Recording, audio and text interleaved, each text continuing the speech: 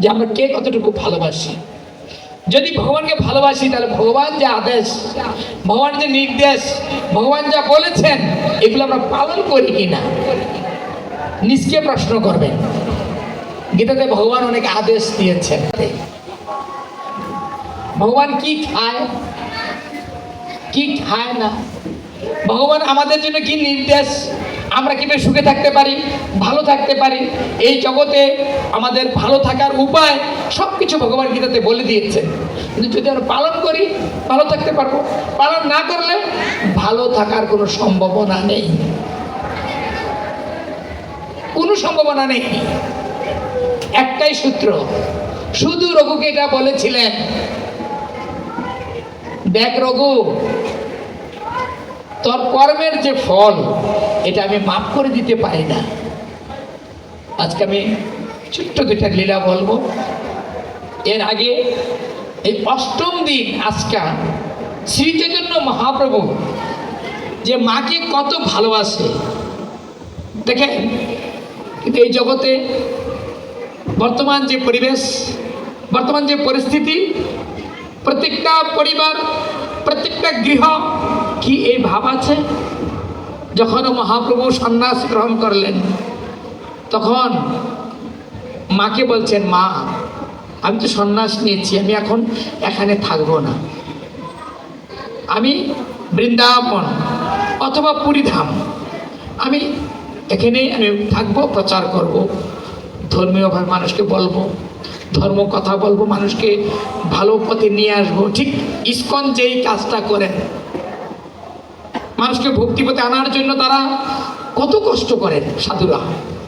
একটা গৃহে যান, কি তাদেরকে বুঝান, তাদেরকে বলেন, এটা পরিবেশ সৃষ্টি করেন যে আপনারা ভালো থাকেন, ভালো হন, মিথ্যা কথা বলবেন না, চুরি চুট্টামি গুন্ডামি বদমাশি হারমাদি এগুলো পরিত্যাগ করে ভগবানকে ডাকুন, ভগবান আপনাকে রক্ষা করবে, এ কথাগুলো বলেন। ঠিক মহাপ্রভু তার মাকে বলছেন, মা বলছে, বাবা তুমি পুরী ধামে থাকো। কেন? পুরী ধামে থাকলে নবদ্বীপ ভক্তরা রথযাত্রায় সেই পুরী ধামে যাবে, যখন পুরী ধামে যাবে, লাগতে হবে, পুরী ধামে যাবে তখন তোমার ভালো মন্দ খবর আমাকে এসে বলবে। এগুলো ছেলে এবং মা, পুত্র এবং মা, তার মধ্যে যে প্রেম বা প্রীতি সম্পর্ক,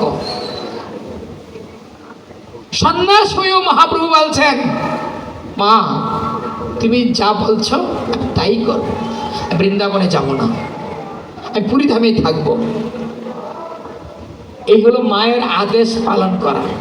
যেই পরিবার, যেই সন্তান মা বাবার কথা মানে না, মা বাবাকে অবজ্ঞা করে, তারা কখনো জীবনে সুখী হতে পারে না।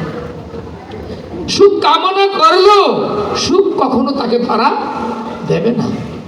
কখনো পিতামাতাকে অবজ্ঞা করতে নেই। পিতামাতাকে অবজ্ঞা করা মানে জীবনটাকে দুর্বিষহ বিপদের দিকে ঠেলে দেওয়া। মহাপ্রভু বলছেন, মা একাদশী দিন অন্ন না খাইবে।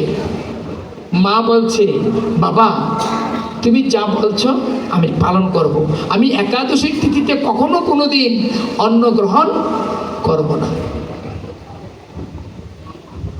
কেমন হলো?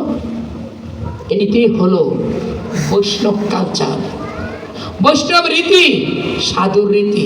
এই জিনিসটাই মহাপ্রভুর এই আদর্শটা আন্তর্জাতিক কৃষ্ণ ভাবনামৃত সংঘ মানুষের মাঝে ফুটিয়ে তুলতে চাচ্ছে, কিন্তু পরিবেশ পরিস্থিতি পারছে না। কেন পারছে না? এরকম না, পরিবেশ পরিস্থিতি। অপেক্ষা করো, আজ এই বছর এত সুন্দর করে যে রথযাত্রা সারা বাংলাদেশে প্রতিটা জেলায় এত সুন্দর জগন্নাথের রথযাত্রা, বলছে যে আর কোনো বছর এরকম হয়নি, এত সুন্দর হয়েছে। এই সুন্দর হওয়ার পেছনে কারিগরি কার? এই সুন্দর হওয়ার পেছনে মূল মন্ত্র কার? যদি আপনারা বিশ্বাস করেন সবকিছু সুন্দর হওয়ার পেছনে একমাত্র একজন আছেন, তিনি হলেন জগতের নাথ জগন্নাথ।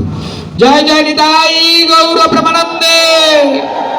হরি হরি হরি বল, হরি বল।